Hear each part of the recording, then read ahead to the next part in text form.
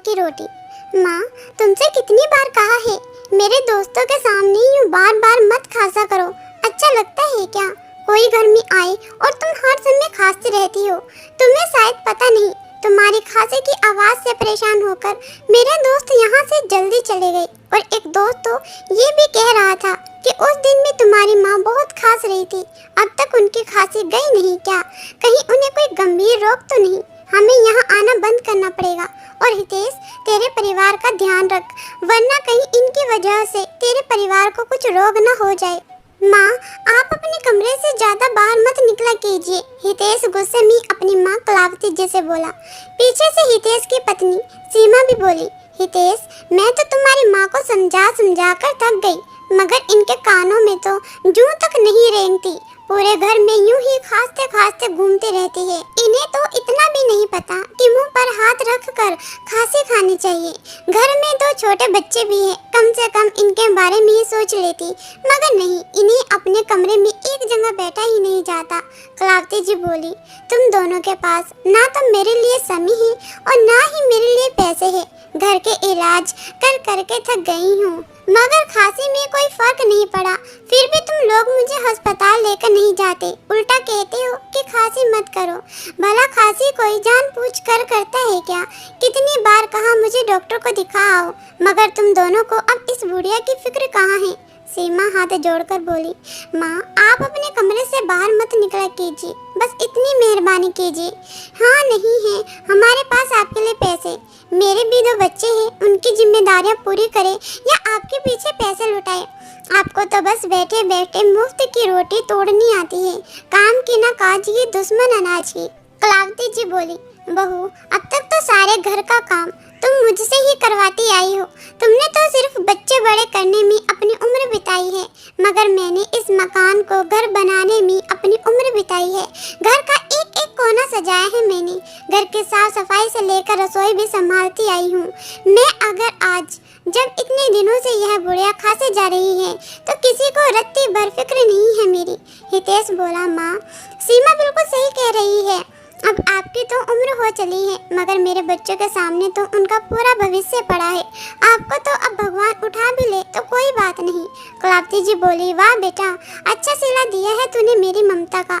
अच्छा हुआ तेरे बाबूजी मुझसे पहले ही इस दुनिया से चले गए, वरना अगर आज वे यह सुनते तो जीते जी मर जाते।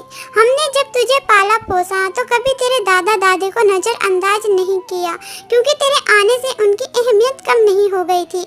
माना इंसान पर अपने बड़ों और अपने छोटों दोनों का भार होता है, मगर इसका अर्थ कदापि यह तो नहीं कि वह बुड्ढों को मरने के लिए छोड़ दे।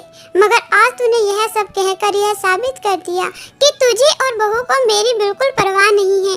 कलावती जी अपने कमरे में जाकर रो पड़ी। भला कोई बेटा अपनी माँ को ऐसे कड़वे शब्द कैसे बोल सकता है? अभी 4 दिन पहले की ही तो बात है जब कलावती जी अचानक सीमा के कमरे में पहुँच गई थी। तब अचानक कलावती जी को देख सीमा के हाथों से हड़बड़ाहट में सोने की चेन का डिब्बा गिर गया, जिस पर लिखा था, हैप्पी बर्थडे सीमा, यह गिफ्ट तुम्हारे प्यारे पति की तरफ से। सीमा ने फटाफट गिफ्ट उठाया और अलमारी में रख दिया और सकपका कर बोली, माँ जी, आप क्यों मेरे कमरे में आ गई? क्या काम था? मुझे बाहर ही बुला लिया होता। कलावती जी बिना कुछ बोले अपने कमरे में आ गई और सोचने लगी, बेटे के पास अपनी पत्नी को सोने का उपहार देने के लिए पैसे हैं, मगर अपनी माँ का इलाज करवाने के लिए? क्या शादी के बाद बेटा इतना बदल जाता है? क्या बहू का अपनी सास के प्रति कोई फर्ज नहीं? आज मैं बेटे पर इतनी बोझ बन चुकी हूँ कि वह मेरे मरने का इंतजार कर रहा है। आखिर मुझ पर बेटे का कितना खर्च हो जाता होगा? लगभग 4 या 5 साल से मैंने तो एक साड़ी भी नहीं खरीदी है, उल्टा घर का सारा काम करती हूँ, वह अलग। फिर भी मैं इन दोनों पर बोझ बन चुकी हूँ। यह सोचकर वह बहुत रो रही थी।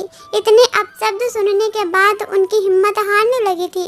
उन्हें हितेश के बचपन के दिन याद आ गए। हितेश माँ कलावती जी और पिता रघुवीर जी का लाडला बेटा था। रघुवीर जी कहते, देखना कलावती, एक दिन हितेश पढ़ लिख कर हमारा नाम रोशन करेगा।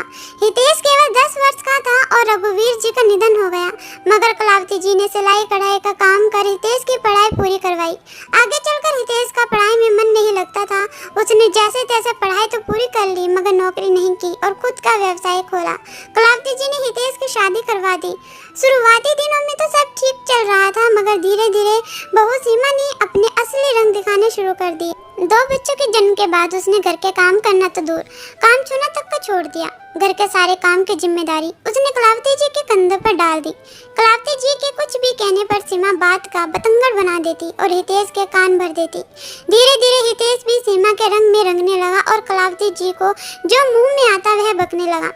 कलावती जी तो बहुत पहले से ही अकेली हो चुकी थी मगर आज इतने कड़वे शब्द उससे सहन नहीं हो रहे थे।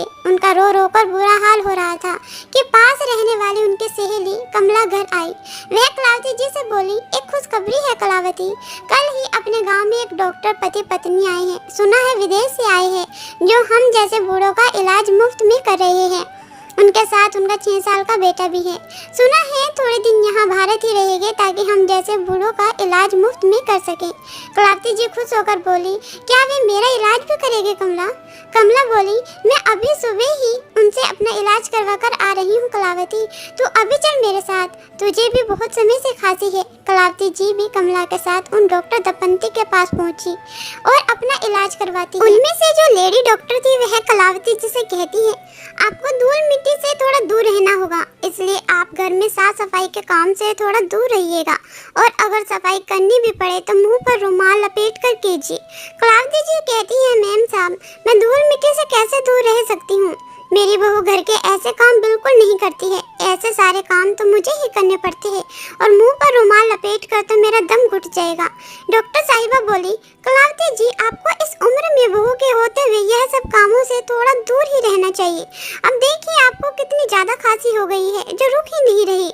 फिलहाल मैंने आपको दवाइयाँ दे दी है मगर आपको 1 हफ्ता रोज यूं ही मेरे पास आना पड़ेगा ताकि मैं आप में हो रहे बदलाव को देख पाऊँ। आप शायद जानती नहीं, 1 महीने से ऊपर की खांसी जानलेवा भी हो सकती है। कलावती जी बोली, डॉक्टर साहिबा, वैसे भी जान की किसको पड़ी है? मेरी जान अगर चली भी गई तब मेरी परवाह करने वाला इस दुनिया में कोई नहीं है। खास कर बुरा हाल हो गया था इसलिए आ गई इलाज करवाने, वरना अपने आप से लगाव तो कब का खत्म हो चुका है। लेडी डॉक्टर को कलावती जी की बातों से आभास हो चला था कि वह बहुत दुखी है। कलावती जी अब रोज उनके पास जाने लगी। बातों बातों में पता चला कि उन डॉक्टर साहिबा का नाम रीमा है और वे दोनों पति पत्नी यहाँ गांव में थोड़े दिनों समाज सेवा करके वापस अमेरिका लौट जाएंगे। कलावती जी की रीमा से अच्छी दोस्ती हो गई थी, उनकी खांसी में भी आराम पड़ गया था।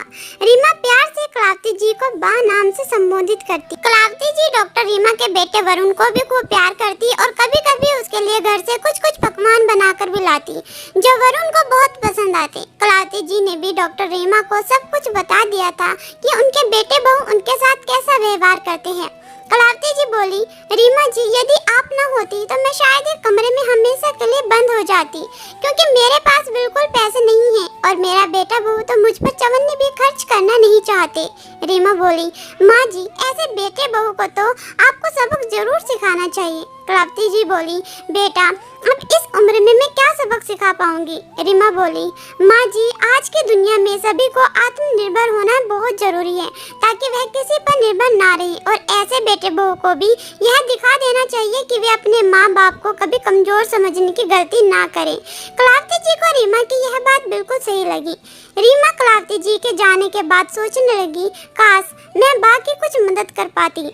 वरुण कलावती जी के साथ बहुत घुल मिल गया था। यह देखकर रीमा ने कलावती जी से हमेशा के लिए अपने साथ अमेरिका चलने के लिए कहा। रीमा बोली, माँ जी, हम दोनों दंपति का तो अस्पताल में ही पूरा दिन बीत जाता है। अगर आप वहाँ आकर मेरे बेटे और रसोई का काम संभाल ले तो आपकी इनकम भी शुरू हो जाएगी और आपको यहाँ आपके ऐसे बेटे बहू के आगे कभी हाथ भी नहीं फैलाने पड़ेंगे।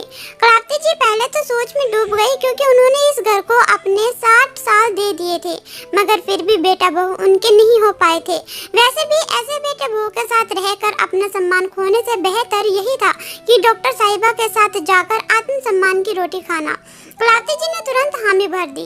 कलावती जी भी अब सम्मान की रोटी खाना चाहती थी। रीमा ने तुरंत उनका पासपोर्ट बनवाने की तैयारी शुरू कर दी। रीमा ने कलावती जी में एक आह जगाई थी जिससे कलावती जी बहुत खुश थी। रीमा के पति विवेक वापस अमेरिका जा चुके थे।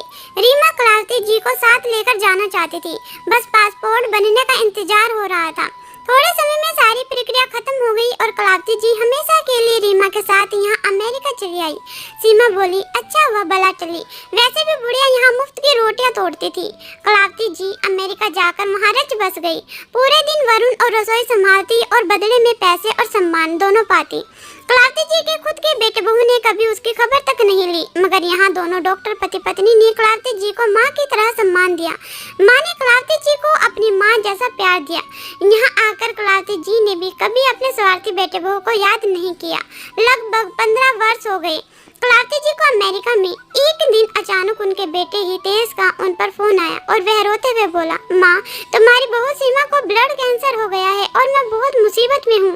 शायद हमने जो तुम्हारा हर पल तिरस्कार किया यह उसी की सजा है। माँ मुझे माफ कर दो। कलावती जी इतने सालों बाद बेटे की आवाज़ सुनकर कुछ देर तो कुछ नहीं बोली, मगर माँ कब तक अपने बेटे से नाराज रह सकती है। वे बोली, मेरे बचाए पैसों में से कुछ पैसे मैं तुझे भिजवा दूंगी ताकि तू सीमा का इलाज अच्छे से करवाए। हितेश बोला, माँ बहुत मेहरबानी होगी आपकी। कलावती जी फोन रख कर सोचने लगी। इतने सालों बाद बेटे का फोन आया, वह भी जरूरत के लिए। खैर उन्होंने रीमा से कहकर अपने अकाउंट से 3 लाख रुपए निकलवाए जो उन्होंने जमा कर रखे थे और भारत अपने बेटे को भिजवाए। सीमा का इलाज उन्हीं पैसों से करवाया गया जो हितेश और सीमा कभी अपनी माँ को सम्मान ना दे पाए, आज उन्हीं के कमाए पैसों से ही अपना काम करवा पाए। कलावती जी यहाँ अमेरिका में बहुत खुश थी क्योंकि वह आत्मसम्मान की रोटी जो खाती थी, ना कि बेटे बहू के टुकड़ों पर पल रही थी। उन्होंने कभी नहीं सोचा था कि जिंदगी उन्हें नया मौका देगी। वे तो ये सोचकर हिम्मत हार गई थी कि शायद अब पूरी जिंदगी बेटे बहू के ताने सुनने पड़ेंगे, मगर भगवान ने उन्हें फिर से नया मौका दिया था, नई जिंदगी दी थी जो वे आत्मसम्मान के साथ गुजर बसर कर रही थी। दोस्तों हमें अपने घर के बूढ़ों और बुजुर्गों का बहुत सम्मान करना चाहिए, ना कि उन्हें इतना मजबूर कर देना चाहिए कि उनका प्यार हमारे प्रति हमेशा के लिए खत्म हो जाए। और कभी भी किसी को इतना कमजोर नहीं समझ लेना चाहिए कि वह तुम्हारे बगैर कुछ नहीं कर सकता, क्योंकि जिस भगवान ने हम सभी को धरती पर भेजा है उन्होंने हमारे भरण पोषण का भी इंतजाम कर रखा है। अपने घर के बड़े बूढ़ों को इतना मजबूर भी मत कीजिए कि उन्हें इस उम्र में अपने लिए आत्मसम्मान की रोटी की खोज में निकलना पड़े। दोस्तों इस कहानी के प्रति आपकी क्या राय है कमेंट बॉक्स में जरूर बताएं और कहानी अच्छी लगे तो चैनल को आज ही सब्सक्राइब करें। फिर मिलते हैं एक नई कहानी के साथ।